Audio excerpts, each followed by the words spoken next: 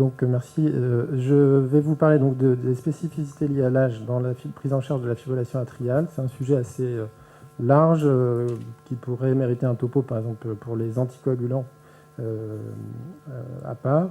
Donc je vais essayer d'être concis.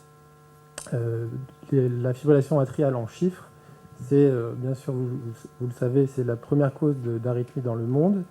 Et elle a un impact pronostique puisque sa présence augmente la mortalité par 2 et elle est responsable d'un AVC sur 5 avec des séquelles plus importantes et un territoire infarci plus important.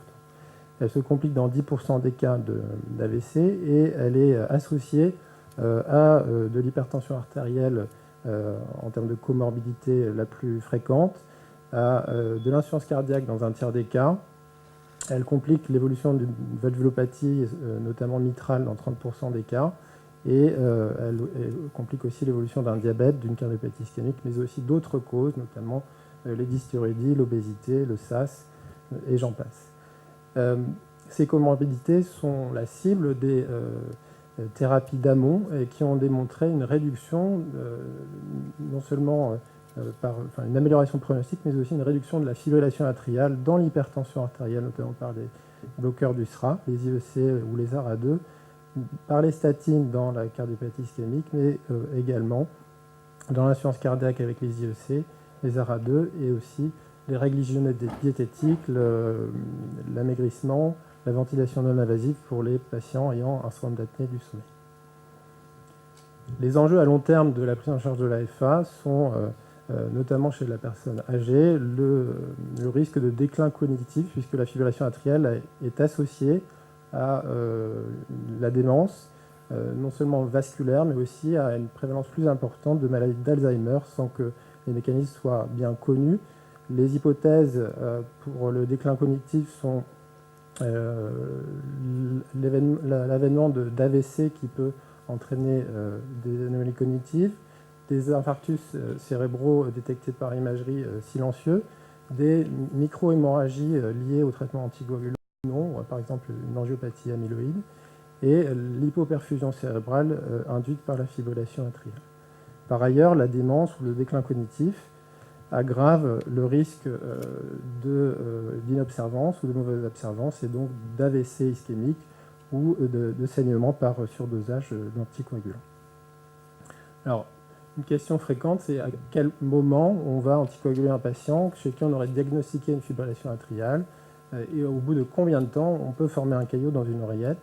C'est très variable d'un patient à un autre en fonction des comorbidités, mais les études basées sur les données des prothèses implantées, que ce soit des haltères implantables ou plutôt des pacemakers ou des défibrillateurs, sont assez en faveur pour dire qu'il faut anticoaguler des patients à risque avec un score de Chasse-Vasque supérieur ou égal à 2 à partir de 5 minutes consécutives de fibrillation atriale pour des fréquences atriales de plus de 180 par minute.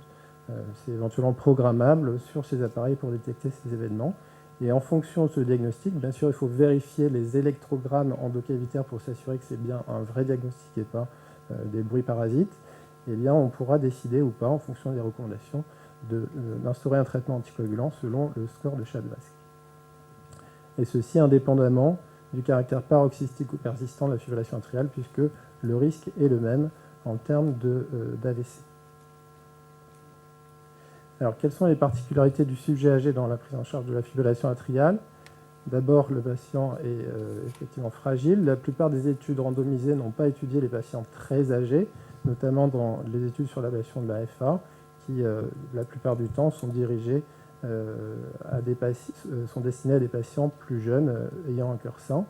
Les patients ont plus de dysfonction sinusale, on appelle ça alors la maladie rythmique de l'oreillette, ou MRA, et donc les patients sont plus sensibles aux antiarythmiques, et on est souvent plus limité dans les doses de traitement antiarythmique et donc dans l'adaptation du traitement. Par ailleurs, l'insuffisance cardiaque diastolique, on en a parlé, est plus fréquente, et donc les patients sont sensibles à la perte de systole atriale liée à la fibrillation atriale. Donc c'est un enjeu important que de restaurer le rythme sinusal ou de contrôler la fréquence sans fibrillation atriale. Les patients ont plus de comorbidités, ce qui les expose à des interactions médicamenteuses et à des difficultés d'équilibration du traitement. Il faut faire donc attention au mode d'élimination des antiarythmiques, des anticoagulants, notamment l'insuffisance rénale avec les AOD et le dabigatran. Il faut savoir adapter les doses à l'âge, au poids, à la fonction rénale, éviter des associations ou alors surveiller étroitement l'ECG à la recherche d'une dysfonction sinusale, d'un enlèvement du PR ou du QT. Le bénéfice des anticoagulants et des AVK n'est plus à démontrer, y compris chez les patients très âgés. Vous voyez ici que plus le patient avance en âge, plus le bénéfice est grand, malgré le risque hémorragique cérébral.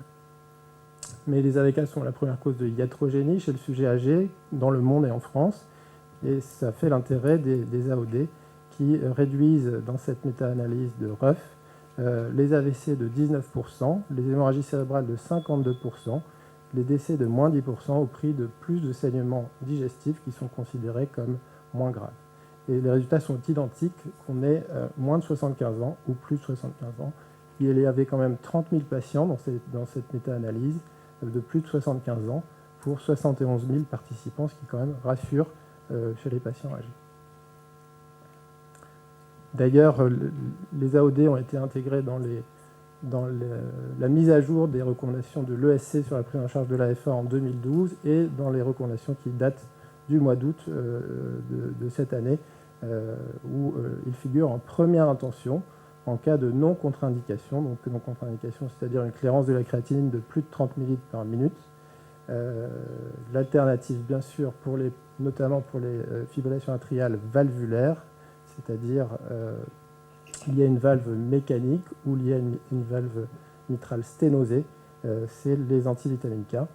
Et pour les patients qui ont une contre-indication formelle en traitement anticoagulant du fait de saignements récidivants, est mentionnée la fermeture percutanée ou chirurgicale de l'auricule.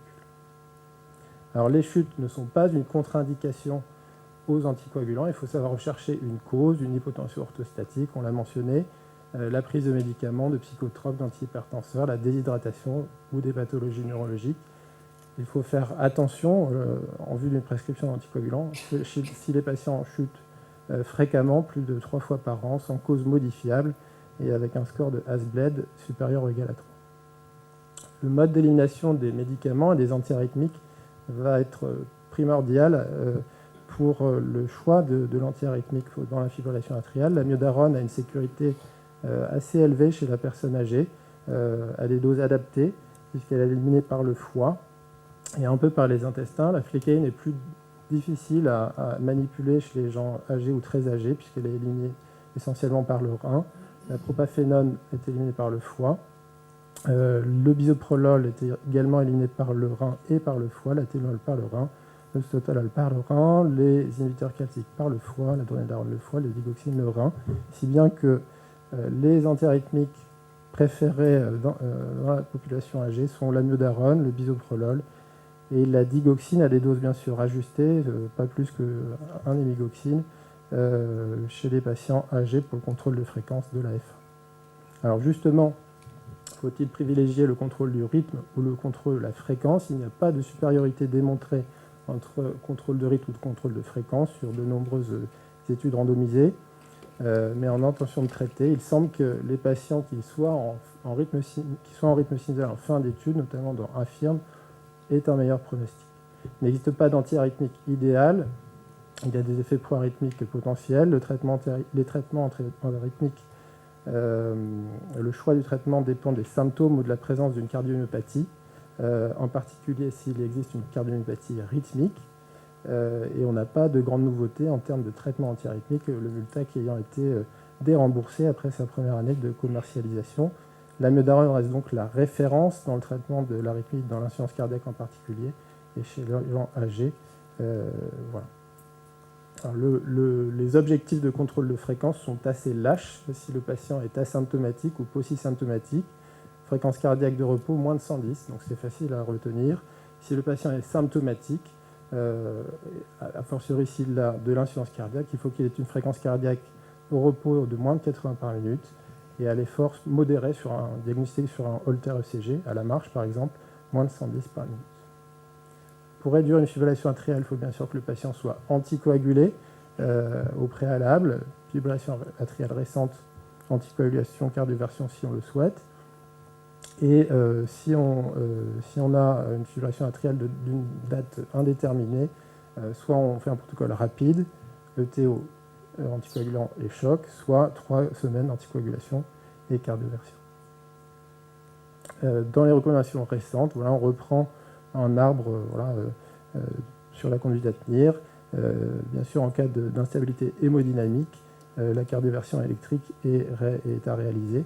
La stratégie pill in the pocket, donc traitement à la demande, n'est pas forcément réservée aux patients âgés puisqu'il s'agit de taux antiarythmiques de classe 1, C comme la flicaïne ou la propafénone. Alors, qu'en est-il de l'ablation de la fibrillation atriale chez les gens âgés? Il existe quelques études, mais chez des sujets très sélectionnés. Il faut donc interpréter les résultats avec prudence. C'est techniquement faisable. La plupart des équipes le font sous anesthésie générale et les patients ont des oreillettes plus dilatées du fait d'une rigidité ventriculaire plus importante. Il y a donc plus de substrat arythmogène et il y a donc probablement plus de risques, avec un risque qui est probablement doublé chez les patients de plus de 80 ans qui vont avoir une ablation de fibrillation atriale. Il faut savoir que l'héparine donnée au bloc opératoire cible un ACT entre 300 et 400 secondes, ce qui est proche des objectifs de chirurgie cardiaque.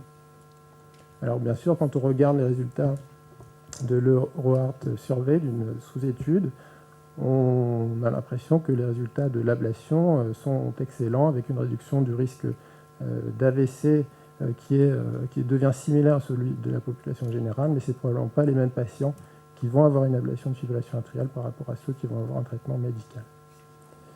Les alternatives, si la fibrillation atriale n'est pas contrôlée, notamment en cas de syndrome de bradytachyarrhythmie, de maladie rythmique atriale, donc dysfonction sinusale plus fibrillation ou d'insuffisance cardiaque et fibrillation rapide, sont bien sûr le pacemaker simple chambre si la fibrillation est chronique, double chambre si la fibrillation atriale est paroxystique, ou triple chambre si le patient a de l'insuffisance cardiaque, ce qui peut être éventuellement associé à une ablation de la jonction auriculo-ventriculaire qui est très intéressante en cas de fibrillation atriale non contrôlée.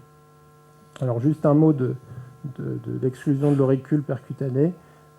L'étude PROTECT-AF à long terme, à 4 ans, a montré une supériorité entre l'implantation de la prothèse intra-auriculaire par rapport à la warfarine en termes de prévention d'AVC, de mortalité cardiovasculaire ou d'embolie systémique.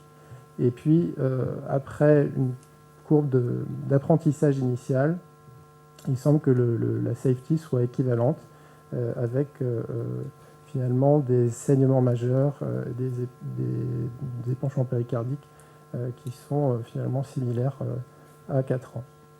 Le bénéfice est d'ailleurs supérieur en cas de score ASBLED élevé, d'âge supérieur à 75 ans, de diabète ou en prévention secondaire d'AVC.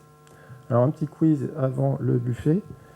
On dit souvent que les patients âgés confondent leurs médicaments, mais est-ce que vous êtes capable de les reconnaître? Alors la petite pilule bleue que j'ai prise avant-hier soir, c'est laquelle? Bleu et blanc? Non. Le Viagra, ouais, c'est le Viagra. Alors, un petit indice. Il y a un piège.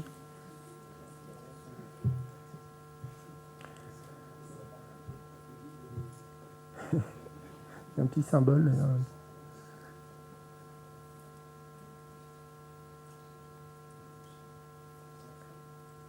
Voilà, c'est Pradaxa. Alors c'est 75, donc c'est pas la dose de l'AFA, en tout cas en France. Et en tout cas, c'est pas la dose qui a été étudiée, c'est la dose qui est utilisée en prévention thromboembolique en chirurgie. Pradaxa, mais c'est la même pastille avec juste marqué 110 ou 150 quand c'est les autres dosages. Au milieu, Eliquis. Alors c'est le 5 ou c'est le 2,5? Alors c'est du 5. C'est marqué derrière. Et en dessous, le Eliquis 2,5, il est jaune. Voilà. Voilà. Et celui-là, c'est facile. Alors, en russe, c'est... je ne sais pas comment on dit. Voilà, c'est à peu près la même couleur entre 15 et 20. Et un dernier quiz. Voilà. Un patient qui fait de la F1 et qui est sous antiarythmique. Voilà. Diagnostic jusqu'à preuve du contraire, c'est une TV jusqu'à preuve du contraire, mais à ma gauche, j'entends flotteur. Donc, comment on peut savoir d'ailleurs?